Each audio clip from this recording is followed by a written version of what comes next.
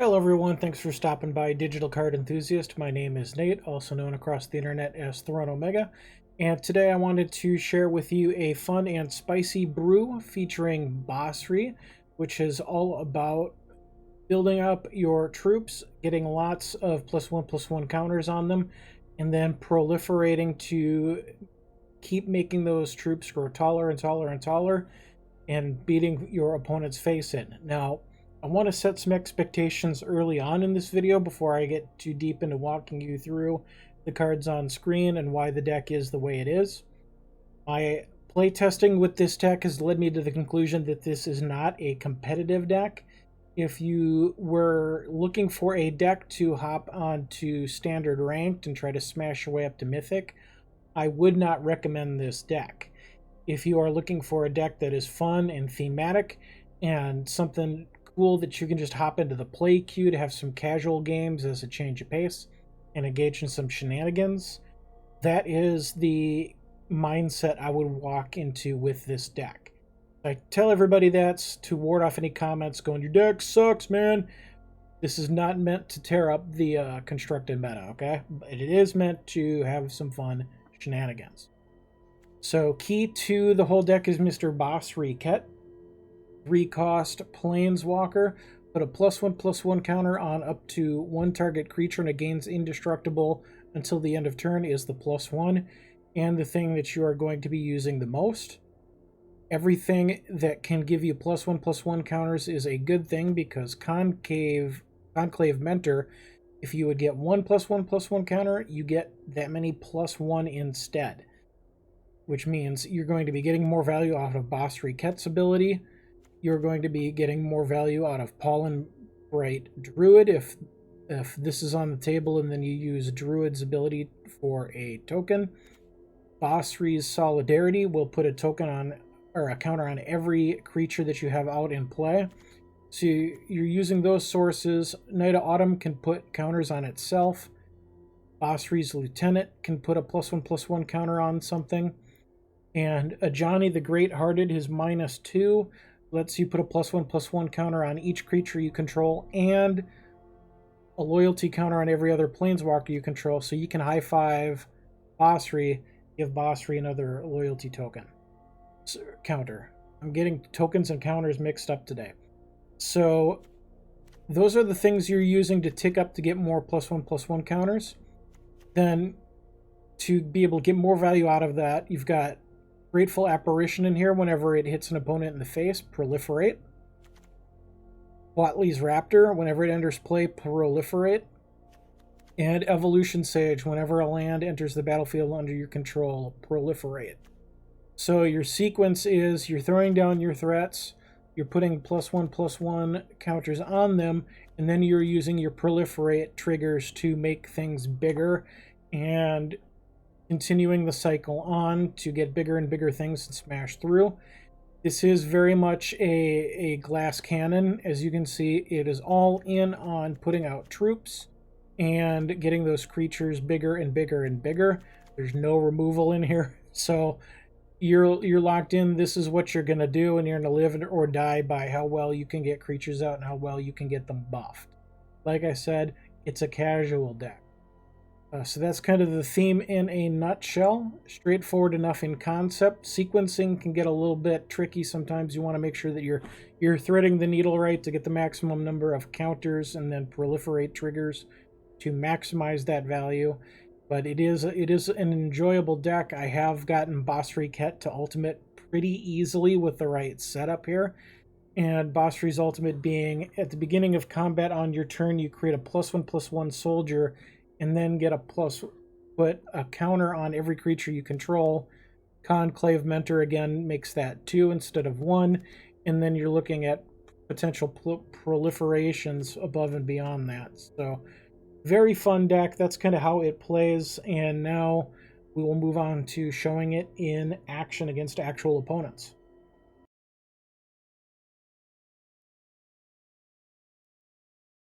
Alright, starting hand is the right colors. Exactly the right ratio. Gonna go ahead and keep this. Conclave Mentor on 2, Basri's playable on 3. Just one land and Basri's Lieutenant. to be playable on 4. There is the 4th land, although that's a slow, not quite perfect. Opponent is in Rakdos colors. I don't like that you're looking at my mentor. Don't you be looking at my mentor. Eternal taps master. That enters play tapped, has a pay to bring things back.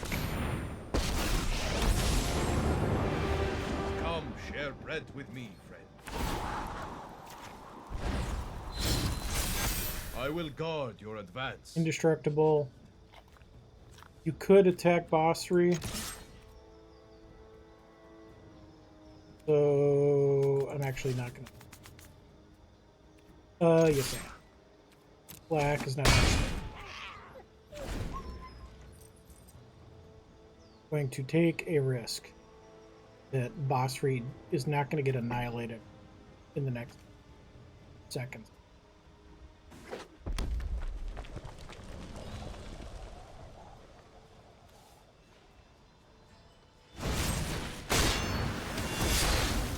Swift end. Yeah, and attacking was right because Basri's gone.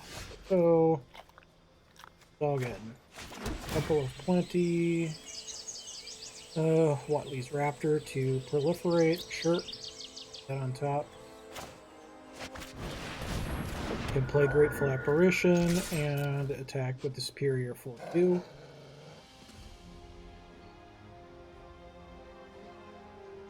And then my line for next turn would be Basri's Lieutenant, putting a +1/+1 counter on the Grateful Apparition, which would make this a 3/3 off of the Conclave Mentor. It swings, they proliferate, and become 2/2 stronger. Again, because of the Mentor effect. That is the plan.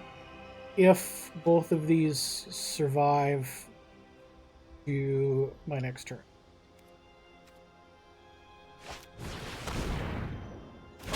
Rinko, 10th Street Kingpin. Whenever it attacks, put a +1/+1 counter on it. Yep, sure. Basri's Lieutenant.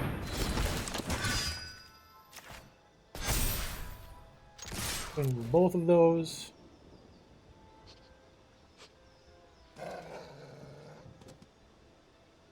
And now the line for the next turn would be Basri's Solidarity on these 3 into Huatli Raptor to proliferate pre-combat. And then swing in with everything buffed again. Although opponent may concede here if Grateful Apparition is not removed because that's just lethal in the air all by itself.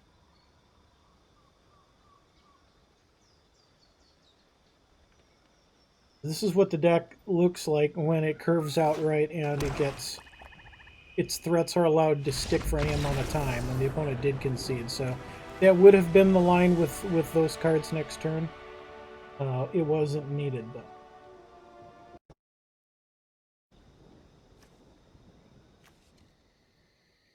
Okay, here we have a 3-land hand, a Pollenbright. We've got a 2, a 3, and a 4. Then Huatli to come in later for Proliferate, so this is a hand I would keep. Start with the Temple Garden, play it tapped as no turn 1. Pollenbright on turn 2, putting a counter on itself. Turn 3, Night of Autumn, putting counters on itself. Turn 4, Basri's Lieutenant. That'd be at least, with the cards in hand, that would be the sequence. Okay, that changes with Conclave Mentor, though. Mentor's coming out first, because that's going to make Pollenbright Druid's ability more potent.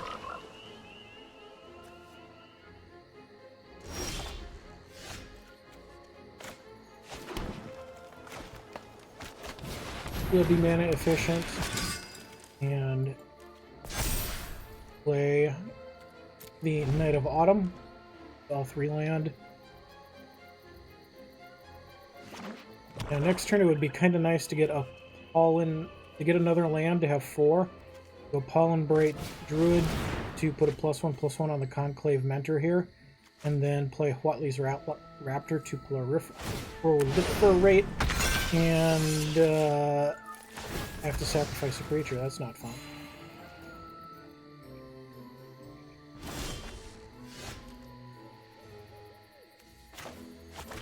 Did not get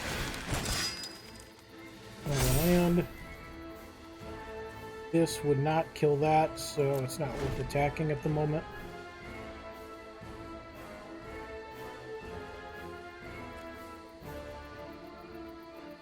Each creature spell you cost one less if it has mutates. This is going to be an all-in on the mutate deck. I'm going to have to sacrifice a creature again.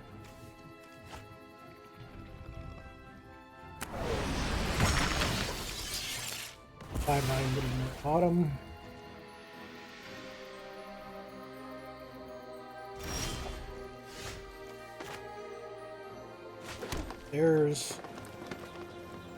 This is other creature you control.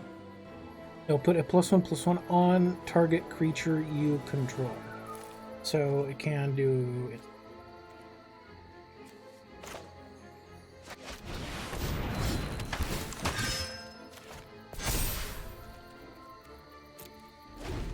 Alright, now if I can go one turn without having to sacrifice something to mutation. God damn it!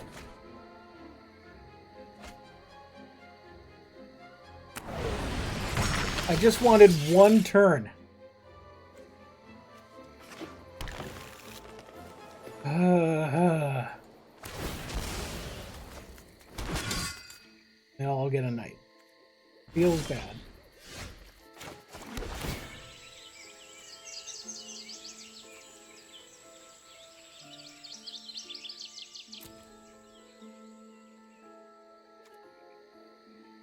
So with the 4 land,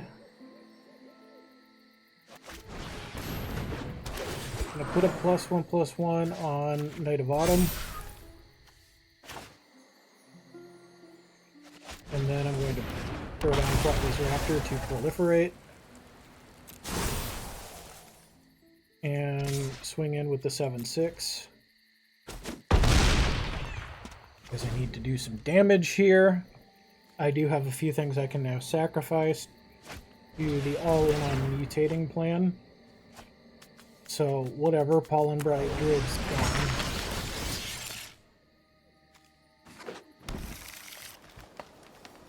Finding lots of land, though. You're ramping this theoretically.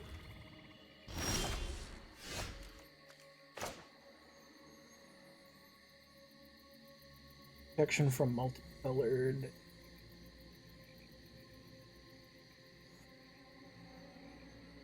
Alright, I'm going to throw Basri's Lieutenant down, put a counter on it, and only swing with the big thing again because that deck seems to mutate every time, and I want junk to be able to sacrifice.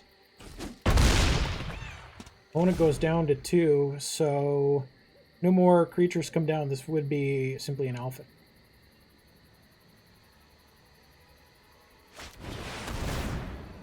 Always... It's the thing with mutating. You can pick with that one? Oh, that's so rude.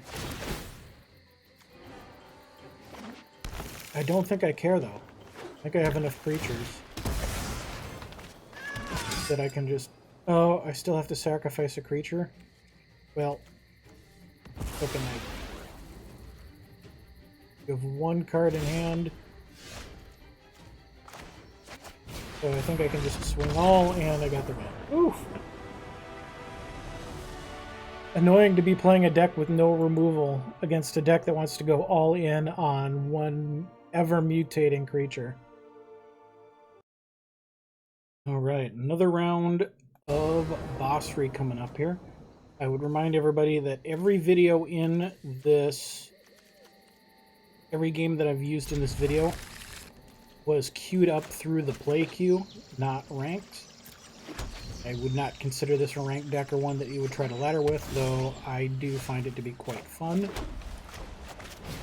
Really do want to see a third land on the next turn, but you still at least have one more turn with a play.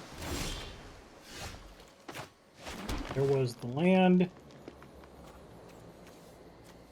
It's Night of Autumn first, because if I'm going to get countered, I'd rather lose the Night of Autumn than Basri. Put the counters on that. You not have a counter, you have a bounce. Oh, you have to, oh, you're in black. Give me your derp. Slap that down before... Too late.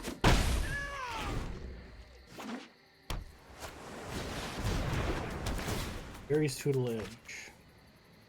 Whenever you draw a card, I have to mill.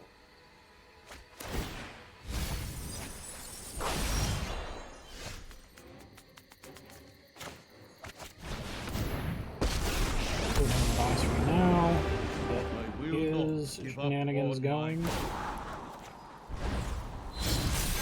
My sand will protect you. Cards.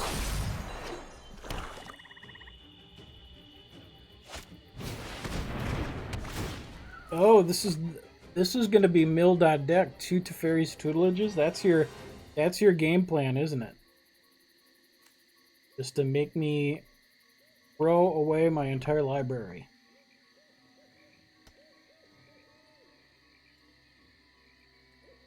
Card then discarding, so we gotta wait for that. Just lot me at hand. Things.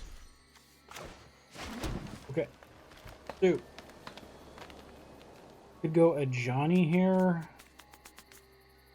But I think the correct play is Conclave Mentor into Pollenbright Druid. Put +1/+1 counter on Conclave Mentor.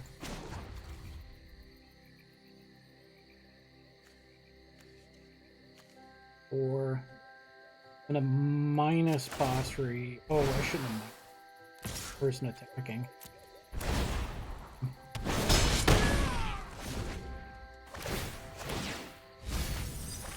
Use more cards. Next turn it's going to be Ajani and the -2 on Ajani to spread some tokens around everywhere.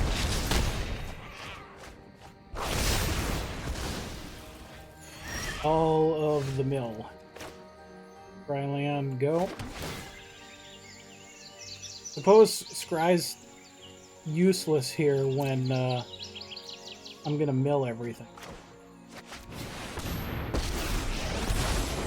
I will teach you humility. -2, so everybody else gets some goodies. Always conquer darkness. Put another +1/+1 on you and make you indestructible and attack with you. Put the opponent down to 10. Half of my deck's gone.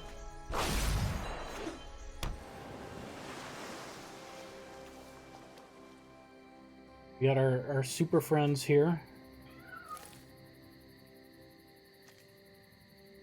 What more can we do? Basri's gone. If only there was something I could do. Night. Down to 24 cards in the library. And the graveyard's gone. I shall return.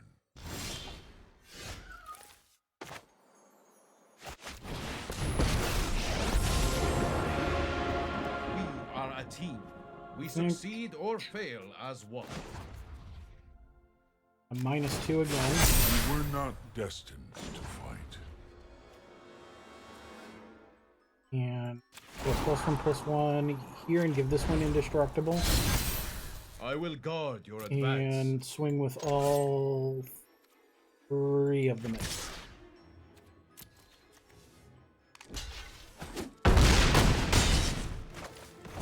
Opponent is down to 3. You know, I'm gonna hold that land. Just in case they have anything discard and they're wondering what I've got, then I'm making them play it to basically not get anything. Down to 15 cards in the deck. So that mill game was working, but not quite fast enough. Unless there's a board wipe here. If there's a board wipe, I just cry. Evolution Sage. There's another reason to have held the land. Discontinuity. What? No! So rude.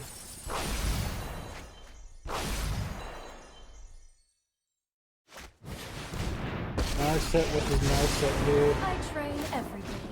Note thoughtfulness before action. Look at the top 4 cards of your library. Oh, you got Enter the God Eternals. Yep, there's Thought Erasure. Then there was another reason to hold the land. There was the discard I had thought might come. Your 1 card is Enter the God Eternal. I leave you with one. I have 6 cards. So close. I was this close to getting milled out. But the damage pressure carried on to win the day. So that's a few different tastes of this deck in action. Hope that helped you give a good sense of it. If you enjoyed this, please consider hitting the like button and subscribing to stay in the loop on more, not only Magic the Gathering content, but content for other digital card games as well, such as Eternal and Pokemon. And I'm continuing to learn other card games as well so that I can feel qualified enough on those to start making content. So thanks for hanging out. Hope you have a good day.